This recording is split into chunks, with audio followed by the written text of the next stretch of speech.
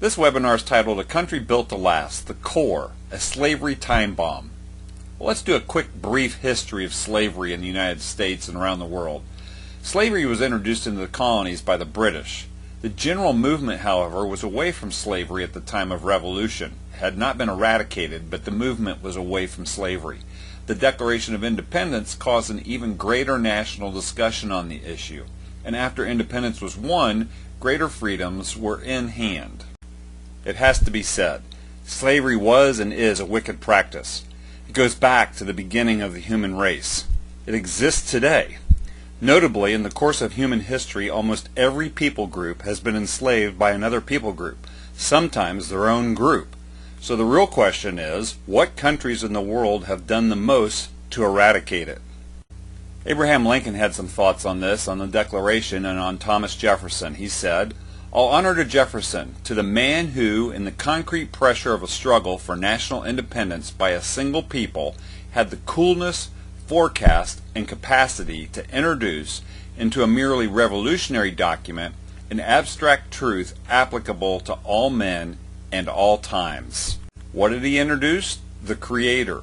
We hold these truths to be self-evident that all men are created equal, that they are endowed by their Creator with certain unalienable rights, that among these are life, liberty, and the pursuit of happiness.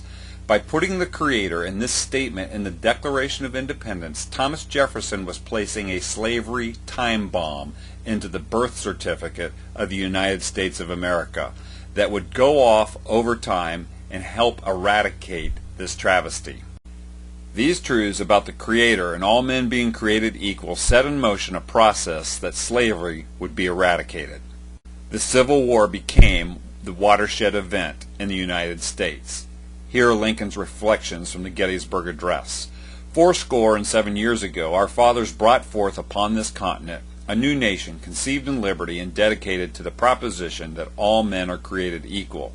Now we are engaged in a great civil war, testing whether that nation, or any nation so conceived and so dedicated, can long endure. The slavery time bomb had finally matured and gone off, and slavery was being eradicated. This slavery time bomb continued to have its effects into the next century. On the Declaration of Independence, Ronald Reagan made this observation: "During the civil rights struggles of the 50s and early 60s, millions worked for equality in the name of their Creator. Civil rights leaders like Dr. Martin Luther King based all their efforts on the claim that black or white, each of us is a child of God." Here's Dr. King's remarks about the Creator, about American history, and about the founding documents. "I still have a dream. It's a dream deeply rooted in the American dream. I have a dream that one day this nation will rise up and live out the true meaning of its creed. We hold these truths to be self-evident, that all men are created equal. I have a dream that my 4 little children will one day live in a nation where they will not be judged by the color of their skin, but by the content of their character." In another time he provided these remarks: "Standing up for what is best in the American dream and for the most sacred values in our Judeo-Christian heritage, that is what I'm about." These truths are still at work today.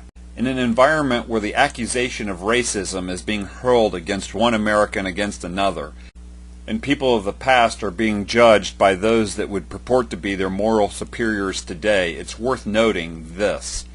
In the past, slaves were considered less than human, property, something that the owner had control over, a necessary practice even though it was less than ideal, and there's a cultural apologetic to justify the practice. These same exact things are going on today against another people group. Certain people are considered less than human, property, something that the owner has control over, a necessary practice even though it's less than ideal, and there's a cultural apologetic to justify the practice. What does it say about the baby in the womb? All of these things that were said about slaves in the past are said about the baby in the womb today. I think the Creator has something to say about these things. My name's Craig Seibert. Thanks for listening.